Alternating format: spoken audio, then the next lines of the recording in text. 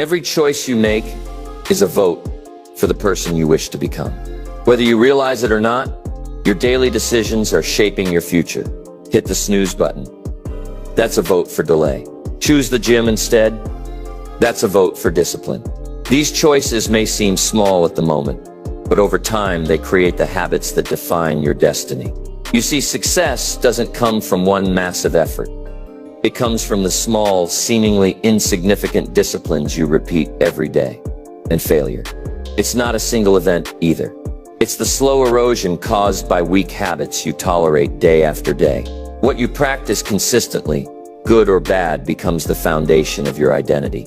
That's why today I'm going to walk you through a powerful process to rebuild yourself by killing your weak habits. Not just managing them, not just understanding them, but eliminating them. Clearing the path for stronger, more purposeful routines to take their place. We're not going to chase perfection. We're going to pursue progress. Step by step, choice by choice, habit by habit. And the beauty of this journey is that anyone can start right where they are with what they have, no matter their past. The future doesn't belong to the lucky. It belongs to the disciplined, the deliberate, the consistent. Stay with me for the next few minutes as I guide you through the life-changing steps that will help you break your bad habits, build better ones, and become the person you were always meant to be. Let's dive in. Number 1. Identify the invisible enemy. The most dangerous habits aren't always loud or obvious. They don't walk in and announce their presence.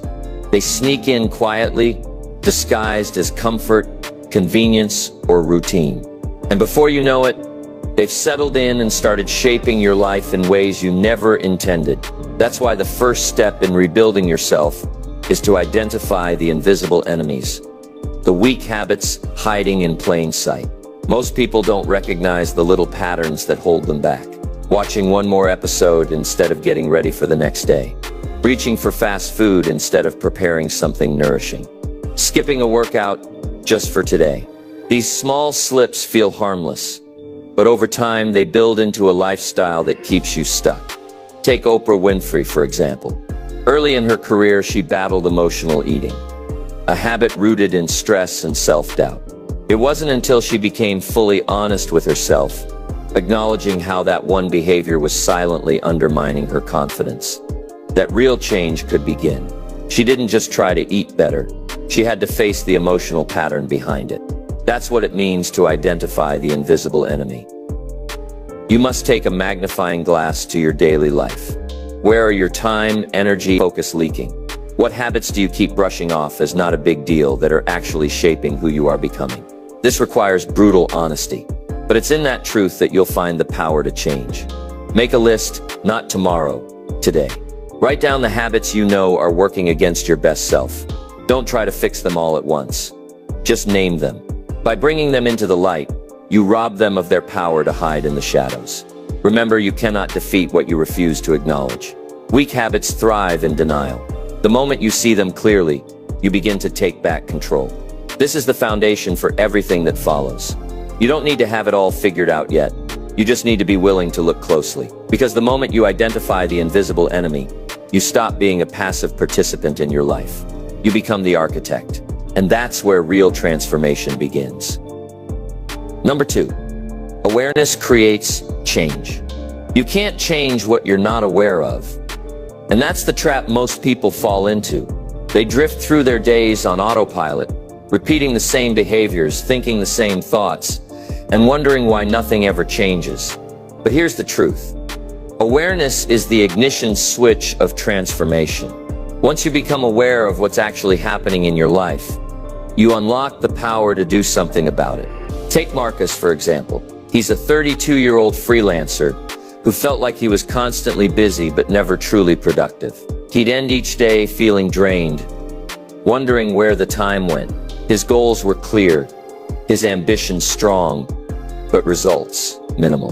One week, he decided to track every hour of his day just to see where his time was really going. And that simple act of self-observation changed everything. What he discovered was eye-opening. Over 30 hours a week, yes, more than a full day, was spent switching between social media, watching YouTube in the background, and responding to messages that had no urgency. The rest was scattered across half-focused tasks and endless research. No wonder he felt stuck. Awareness doesn't come from guessing, it comes from measuring. It comes from tracking. When Marcus saw the truth on paper, it hit him like a wave. He wasn't lacking time, he was leaking it. And once he saw the leak, he could fix it. That's your challenge right now. Start paying attention. Where does your time actually go? Where does your energy disappear? What triggers those weak habits that pull you off course? Awareness isn't about judgment, it's about clarity. It's not about beating yourself up, it's about waking yourself up. Write it down. Track your day. Note the patterns. Pay attention to what you do when you're stressed, tired, or overwhelmed. These are the windows into your subconscious habits. This isn't busy work, it's the foundation of lasting change. Because once you see it, you can't unsee it. You'll catch yourself in the act of choosing comfort over growth, distraction over purpose. And that moment of recognition, that flicker of awareness, is your chance to choose differently. Change doesn't begin with motivation or willpower. It begins with awareness. And awareness is always available to you. It doesn't cost a thing. You just have to be willing to look, to listen, and to observe without flinching. The truth may be uncomfortable, but comfort never changed anyone. And when you become aware, really aware, you take back the power that weak habits stole from you. From there, everything becomes possible. Number 3, replace. Don't just remove. Trying to remove a habit without replacing it is like trying to pull a weed from your garden and leaving the soil bare. Eventually, something else grows in its place, and often it's another weed. Nature abhors a vacuum.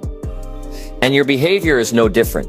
If you want to kill a weak habit for good, you have to replace it with something stronger, something better, something that serves the person you want to become. Let's look at Arnold Schwarzenegger's story. In his teenage years, he carried a lot of frustration. Growing up in post-war Austria, with a strict father and limited opportunities, he needed an outlet. That could have easily turned into destructive behavior. But instead of letting that inner tension consume him, he redirected it into something constructive: bodybuilding. Every rep in the gym became a vote for the man he envisioned. His time, his focus, his energy, he replaced idle hours with intense training. And that replacement didn't just change his body. It shaped his mindset and ultimately his entire life. You see, when you try to just stop a weak habit, let's say mindless snacking, endless scrolling, or chronic complaining, without filling that void, your brain will default back to what's familiar the moment you're tired, stressed, or emotional. That's not failure. That's human design. But it's also something you can outsmart. If you scroll social media every time you're bored, don't just vow to stop. Replace that behavior. Keep a book nearby. Take a walk. Call someone you care about. Do push-ups. Write in a journal. You're not just removing, you're rewriting your pattern. The stronger the replacement, the weaker the old habit becomes. But here's the secret. Your replacement habit must feel rewarding. Not just good for you, but satisfying. That's how it gains traction. Arnold didn't just work out because it was healthy. He loved the challenge. He loved seeing progress. He made it enjoyable. That's the key. So what habit are you trying to eliminate right now? What's your plan to fill that space? Don't just hope the bad habit fades away. It won't. But if you proactively install something better in its place, you'll starve the old one of oxygen. Your life is too valuable to let weeds grow unchecked. Pull them out, yes, but plant something beautiful in their place. Because that's how you don't just change habits. You change who you are. Number 4, the 5-step weak habit killer. Killing a weak habit isn't a one-time event. It's a structured process. Most people try to change their behavior by using willpower alone. They grit their teeth, they resist, and they push through for a few days and then fall right back into the old pattern. Why? Because they never built a proper system for lasting change. Without a clear framework, even the best intentions fall apart. Let's look at Alina's story. She was a 26-year-old marketing analyst with big goals, but her productivity was constantly derailed by endless social media scrolling. She'd open her phone for 5 minutes and lose an hour. She didn't hate her job, she just felt overwhelmed. And social media became her escape. One day, she decided enough was enough. But instead of just deleting the apps, she followed a method, a system that finally worked. Step 1. Identify the habit and its triggers. Alina noticed she opened social apps whenever a task felt too hard, or when she was emotionally drained. It wasn't about the app, it was about how she was feeling. Step 2. Create a compelling reason to change. She imagined her ideal future, focused, confident, successful. She asked herself, what is this habit costing me? That question lit a fire inside her. Step 3. Design her environment for success. She moved social apps off her home screen, turned off notifications, and blocked usage during work hours. Out of sight, out of mind. Step 4. Replace the habit. Instead of scrolling, she'd take a 5-minute break to stretch, breathe, or write a quick journal entry. She didn't try to eliminate downtime. She simply gave it a new form. Step 5. Be patient and persistent. She didn't expect perfection. Some days were harder than others, but she tracked her progress. And over time, the new behavior took root. This 5-step method works because it respects how the human brain operates. You identify what's broken, understand why it's happening, and install something that makes more sense. No more guessing. No more hoping. Just a simple system you can follow. You might not be fighting social media. Your battle might be late-night snacking, skipping workouts, overspending, or negative self-talk. It doesn't matter. The process is the same. And remember, when you create a system for change, you don't just hope you'll improve, you ensure it. Like Alina, you stop being a slave to habit and start becoming the master of it. That's how transformation begins. Not by force, but by design. Number 5. The discipline advantage. Discipline isn't punishment, it's power. It's the internal agreement you make with your future self. It's what separates those who wish from those who win. And the truth is, nobody drifts into greatness. You don't stumble into success by accident. You build it. And discipline is the cement that holds every brick in place. Look at the life of David Goggins. Before he became known as one of the toughest men alive, he was anything but overweight, insecure, and working as a pest control technician.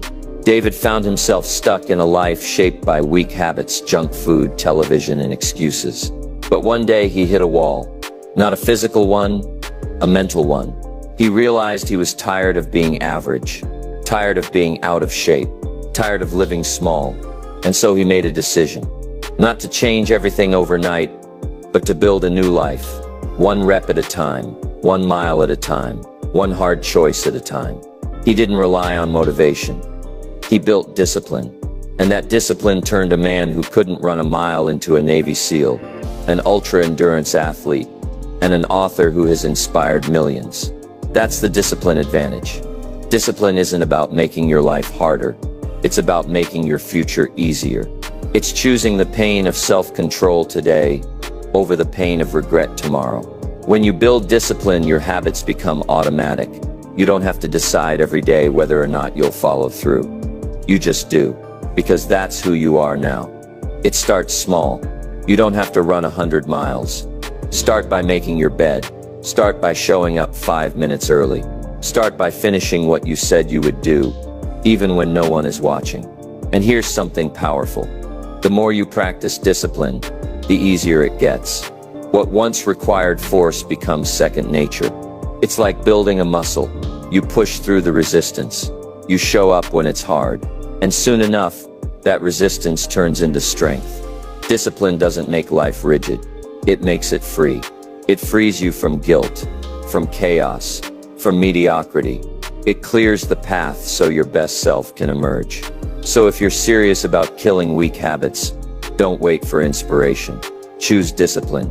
Do the thing you know you need to do, even when it's uncomfortable. That's the difference maker. That's what turns intentions into achievements. And that's what David Goggins proved. Discipline doesn't just change your habits, it changes your life. Number 6. Kill the habit. Procrastination. Procrastination is one of the most subtle dream killers out there. It doesn't yell. It whispers. It tells you you've got time, or do it later, or you'll be more motivated tomorrow. But the truth is, tomorrow has stolen more dreams than failure ever has. Because tomorrow keeps moving, and if you keep chasing it, you'll never catch it. Ethan, a 24-year-old college student, knows this all too well. He had big goals. He wanted to start his own business and write a book. He had the ideas, the vision, even the talent. But every time he sat down to make progress, he told himself he needed a little more time, a bit more research, or the perfect environment. So instead of working, he cleaned his room, scrolled through videos, made another snack, or waited until the mood was just right. Days turned into weeks, weeks into months, and his ideas never made it past the starting line. One day, he got tired of waiting for perfect conditions. He decided to treat procrastination like the enemy it really was. He started small. Each night, he would write down the 3 most important things to do the next day. Nothing more. Then the next morning, he forced himself to do the hardest one first. Not perfectly, not quickly, just immediately. Within a month, he had built momentum. Within a year, he had launched a small online brand and published his first short guide. You see, procrastination doesn't go away on its own. It has to be replaced with the habit of immediate action. Not impulsive action, but deliberate movement. Do the thing now, not later, not someday, now. The smallest step forward today beats the biggest plan delayed for tomorrow. And don't wait to feel motivated. Action breeds motivation, not the other way around. Waiting to feel ready is just another form of delay dressed up as logic. The truth is, you're never fully ready. You just start, and readiness meets you along the way. So kill the habit of procrastination before it kills your momentum. Set short deadlines. Break big goals into tiny steps. Use timers, use calendars. Create urgency. But above all, start. Because once you train yourself to act now instead of later, you become a person of momentum. And momentum is a force far stronger than willpower. It keeps you moving, even on the tough days. The future doesn't wait. Neither should you. Number 7. Escape the comparison trap.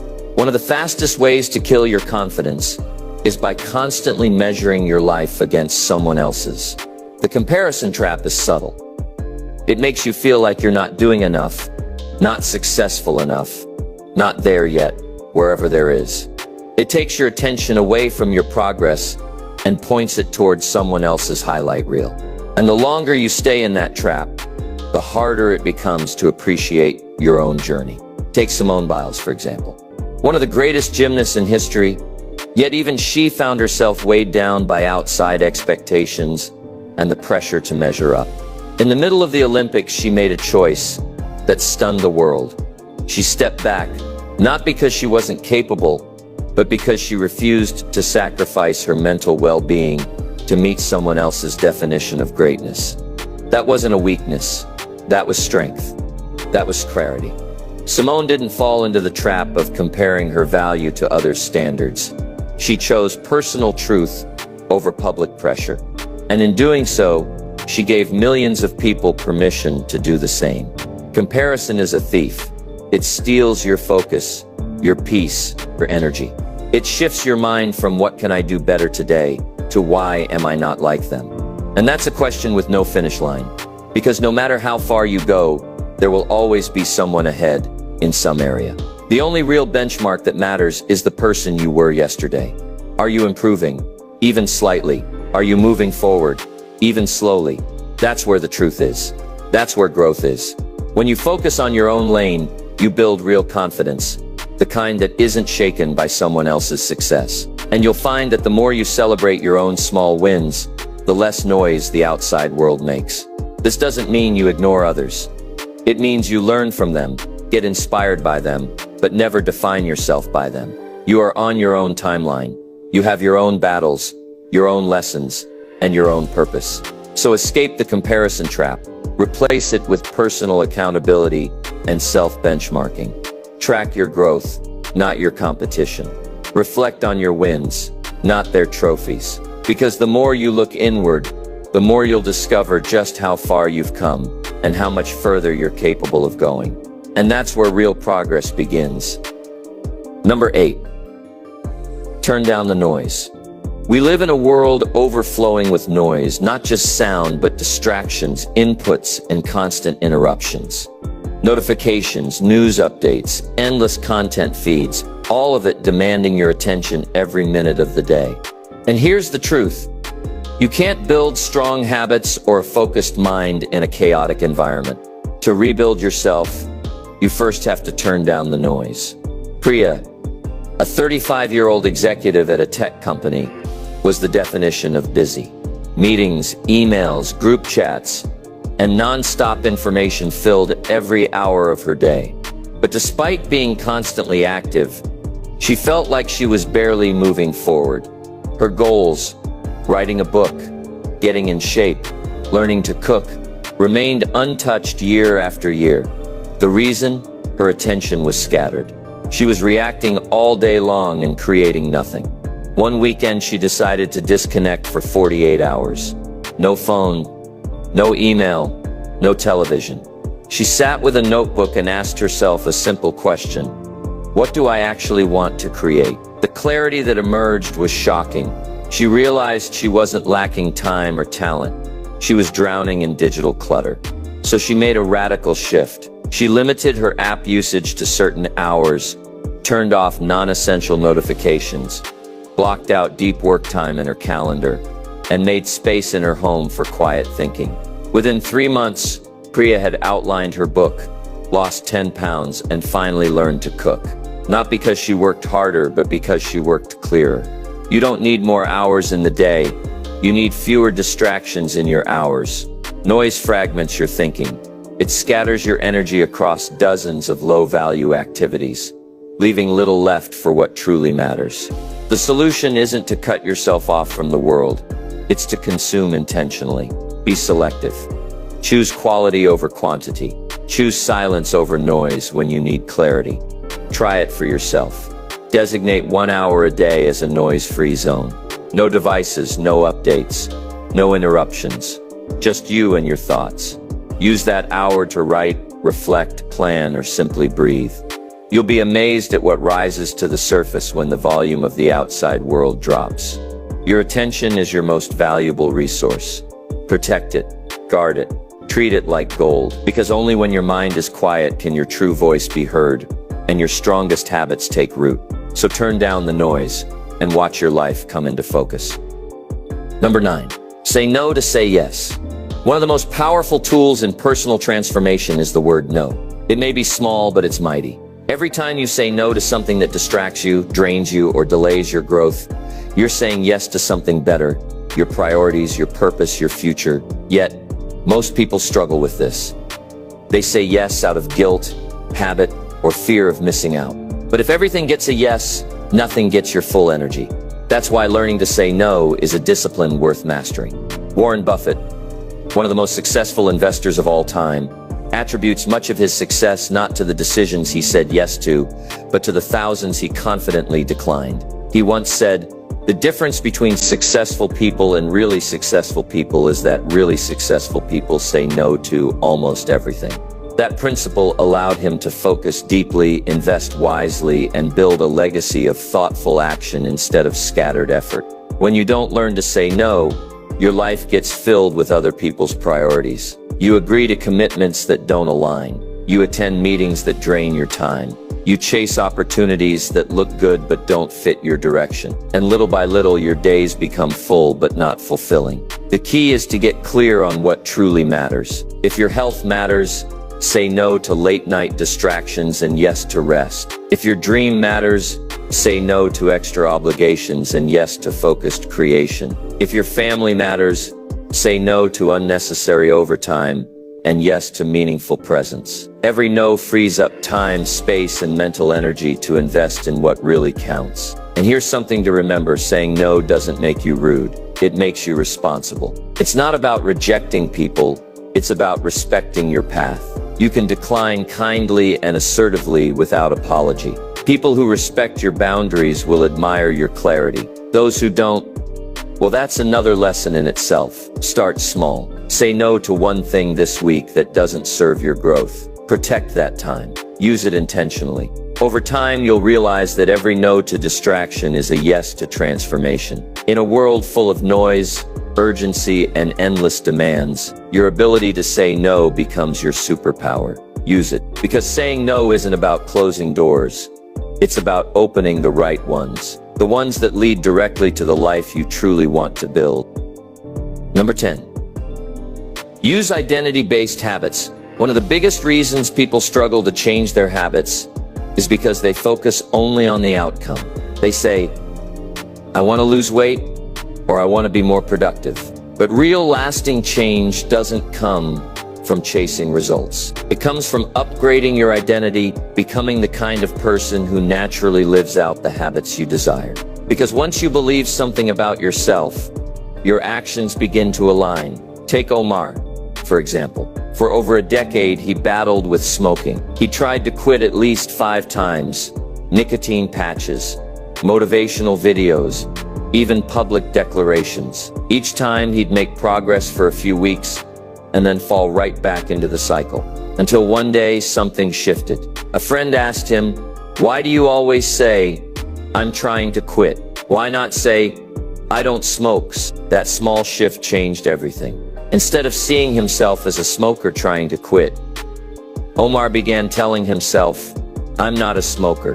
That's not who I am anymore. Every time he faced a craving, he reminded himself that identity. And day by day, he began to act in alignment with the new belief. It wasn't perfect, but it was powerful. Within 6 months, the habit was gone, and in its place stood a stronger self-image. This is identity-based habit formation. You don't just focus on what you want to achieve. You ask, who do I want to become? Then you build small daily actions that reinforce that identity. Want to be healthy? Start seeing yourself as someone who respects their body. Want to be financially wise? Begin identifying as a disciplined steward of your resources. Want to be focused and consistent? Tell yourself, I'm a person who follows through. The goal is to let your actions flow from who you believe you are, not from who you hope to be one day. And it starts with small wins. If you see yourself as a reader, reading 1 page a day strengthens that identity. If you see yourself as organized, keeping your space clean each morning reinforces it. The more you act like the person you want to become, the more deeply that identity takes root. Changing your identity isn't about pretending. It's about revealing the best version of who you truly are, one habit at a time. So stop trying to change your life from the outside in. Start changing it from the inside out. Because once your identity shifts, the habits follow naturally, and the transformation becomes not just possible, but inevitable. Number 11. Redesign your environment. Your environment shapes your behavior far more than your willpower does. You can have the strongest intentions in the world, but if your surroundings are constantly pulling you toward distraction, temptation, or chaos, those good intentions will collapse. That's why one of the smartest ways to rebuild yourself is to stop fighting your environment and start redesigning it. Look at Serena Williams.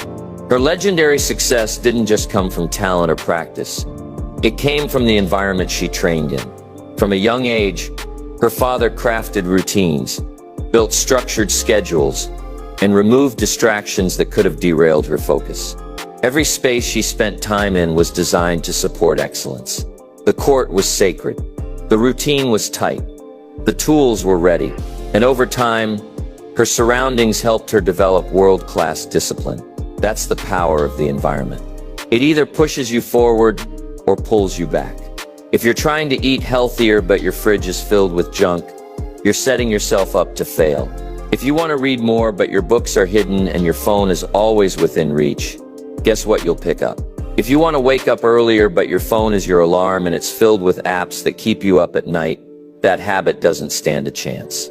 Now imagine walking into a room that's designed to help you win. Your workout clothes are laid out the night before. Your phone is charging in another room. Your journal is waiting on your desk. A glass of water is by your bed to start the day right. Nothing complicated, just a space that nudges you in the right direction. That's how change becomes easier. Not by forcing better choices, but by designing better defaults. Make the healthy choice the easy one. Make the productive action the obvious one. Hide the junk food. Delete the distractions. Automate your savings. Keep your goals visible. Your environment should whisper success into your daily routine. This isn't about perfection. It's about positioning. You want your surroundings to work for you, not against you. Because when your environment aligns with your goals, willpower becomes a backup plan, not your main strategy. So take a hard look around you. What in your environment is enabling your weak habits? What simple changes can you make to support your strong ones? Rebuilding yourself isn't just about changing your mind. It's about changing your space. Because when your environment is designed for success, progress doesn't feel like a fight. It feels like flow. And that's when growth becomes automatic. Number 12. Surround yourself with growth-minded people. No matter how strong your willpower is, the people around you will either sharpen your habits or slowly dull them. You become like the company you keep, more than you realize. Your standards, your mindset, even your ambition is shaped by the circle you're in. That's why if you're serious about killing your weak habits and rebuilding your life, you need to examine who's in your corner. Tasha, a 28-year-old graphic designer, had always dreamed of starting her own design studio. She was talented, driven, and had ideas that could have taken her far. But she spent most of her time around people who were constantly negative. Friends who laughed at her dreams, complained about their jobs, and never pursued anything outside of their comfort zones. Every time she talked about her goals, they'd roll their eyes or say, "That's too risky." At first, she shrugged it off. But over time, she started believing them. She worked on her portfolio less. She doubted herself more. She stopped speaking about her goals altogether. Then one day, she attended a creative workshop in another city. There, she met people who were chasing their own projects, building businesses, and pushing their limits. The conversations were different. They asked deeper questions. They challenged her excuses. And in that environment, something inside her reignited. She kept in touch with a few of them. Slowly, she reduced time with her old circle and spent more time with these new connections. Her energy changed. Her confidence returned. Within a year, Tasha launched her studio, surrounded by people who believed in growth as much as she did. This is the power of proximity. You don't just need people who are nice. You need people who challenge you, who hold you accountable, who inspire you to rise. You need friends who won't let you settle, mentors who push your thinking, and peers who are moving forward, not standing still. That doesn't mean you cut everyone off. It means you become intentional. Limit time with those who drain your ambition. Increase time with those who feed your fire. Because your habits are contagious, and so is your mindset. Think about it. Are the people around you pulling you toward your best self or holding you in place? Are they expanding your vision or shrinking it?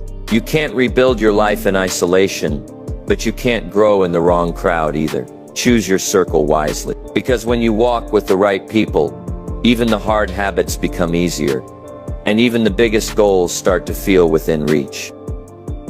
Number 13. Celebrate micro wins. Success isn't one giant leap. It's thousands of tiny steps stacked over time. And if you only celebrate the finish line, you'll miss the motivation found in every small victory along the way.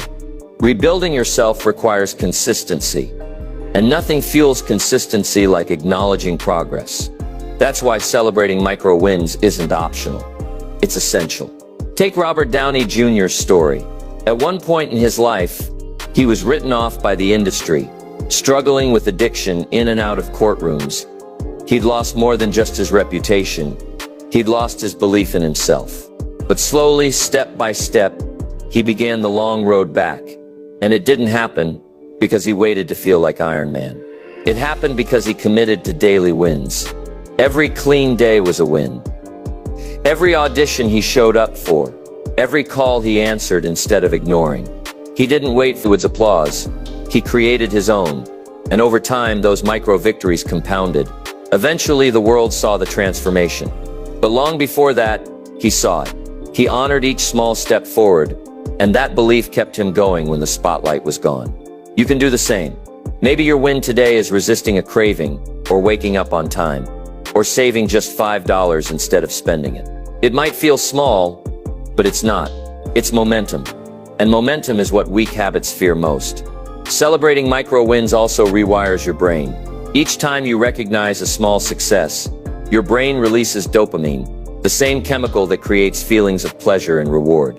This biological response strengthens the connection to your new habit, making it more likely you'll repeat it. So how do you do it? Simple. Create a habit tracker. Mark an X each time you complete your new habit. Say out loud, "I did it." Write down your progress at the end of the day. Tell a friend. Reward yourself with something healthy and meaningful. The point isn't extravagance, it's acknowledgement. The mistake people make is waiting for massive results before they celebrate. But if you can't appreciate your small wins, you'll always feel behind, even when you're ahead. The road to transformation is long, the path is uneven, and the finish line keeps moving. But if you pause to honor every mile you complete, you'll have the strength to keep going. Don't downplay your progress. Amplify it. Recognize it. Celebrate it, because every time you win, even just a little, you're building belief. And belief is the spark that makes everything else possible. Number 14. Build systems, not just goals. Goals give you direction, but systems determine your destination. Most people set big goals at the start of the year: lose weight, earn more, write a book. But by the second month, they've already lost momentum. Why? Because they focused on the outcome, not the process. If you want lasting change, you need more than a goal. You need a system, a repeatable, sustainable way to show up and win every day. Ravi, a 38-year-old high school teacher, always dreamed of writing a novel. Every January, he'd set a goal. This is the year I finish my book. And every year, life got in the way. Grading papers, family responsibilities, and mental fatigue kept pushing the dream aside. He wasn't lazy, he just didn't have a structure to support his ambition. Then one day, Ravi stopped aiming for the finish line and started focusing on the starting point. He created a simple writing system, 30 minutes every weekday morning before anyone else woke up. He set up a desk by the window, left his notebook open each night, and removed distractions. No pressure to write a masterpiece, just one page at a time. Weeks passed, then months. By the end of the year, he hadn't just written a novel, he had become a writer. This is the power of systems. They reduce your reliance on motivation and make success automatic. You don't have to wake up and wonder, what should I do today? Your system already knows. A goal is a result. A system is a process. You can't control when success shows up, but you can control the process you follow every day. If your goal is to be fit, your system is your workout routine. If your goal is to build wealth, your system is your budget and saving habits. If your goal is to be more focused, your system might include deep work sessions, device-free hours, or morning planning. Without a system, every day becomes a new battle. With a system, every day becomes a new step forward. So ask yourself, what's your goal? Now, what system can support it? Break it down. Make it simple. Make it stick. Because when you fall in love with the process, the outcome takes care of itself. Ravi didn't finish his book because of one massive writing session. He finished because his system kept him consistent. And that's the lesson. Goals may inspire you, but systems will transform you. Build one that works, and your weak habits won't stand a chance. Number 15, make patience your secret weapon. In a world that praises speed and instant results, patience is an underrated superpower. But here's the truth. Meaningful change doesn't happen overnight. Rebuilding yourself, replacing weak habits with strong ones, it's a process. And that process takes time. If you try to rush it, you'll burn out. If you expect perfection, you'll be disappointed. But if you embrace patience, you give your transformation room to grow. Take Colonel Harlan Sanders. Most people know him as the face of Kentucky Fried Chicken, but few know how long it took him to get there. He didn't find success in his 20s, 30s, or even 40s. He was in his 60s when he started franchising his chicken recipe, driving from town to town, sleeping in his car, and facing hundreds of rejections. But he kept going. He stayed patient with the process, and eventually his persistence paid off, building a global empire from what began as a small roadside business. Colonel Sanders wasn't lucky. He was patient. He understood that if you keep showing up, Keep refining and keep believing results will come. Not always when you want, but always when you're ready. Patience isn't passive, it's active. It's waking up, doing the work, and trusting that the seeds you plant today will grow, even if you don't see the fruit yet. Just like nature doesn't rush the seasons, personal growth takes its own time, and that's okay. If you're changing your habits, expect setbacks. Expect slow days. Expect moments when you wonder if anything is working. That's normal, but don't stop. Most people fail not because they lack ability, but because they quit too soon. Be like Sanders. Let time work for you, not against you. If you're eating better, don't judge your success by one meal. If you're building a business, don't measure progress by a single week. Zoom out. Look at the bigger picture. Are you showing up consistently? Are you getting a little better over time? That's what counts. Here's the truth. Impatience is what keeps weak habits alive. It convinces you that if results aren't immediate, effort isn't worth it, but patience kills that lie. Patience keeps you grounded. It keeps you steady. It helps you stay committed long enough to see real change. So make patience your secret weapon. Stay the course when others give up. Trust the process when it feels slow, because the person you're becoming isn't built in a day, but they are built daily. And the longer you stay faithful to the right habits, the stronger and more unshakable you become. Rebuilding yourself is not about flipping a switch. It's about turning a page. It's about choosing every single day to become someone better than you were yesterday. Weak habits may have quietly taken root in your life, but you have the power to uproot them, one decision at a time.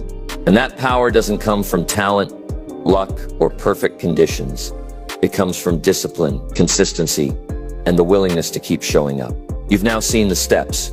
You've walked through the habits that hold people back and the habits that carry them forward.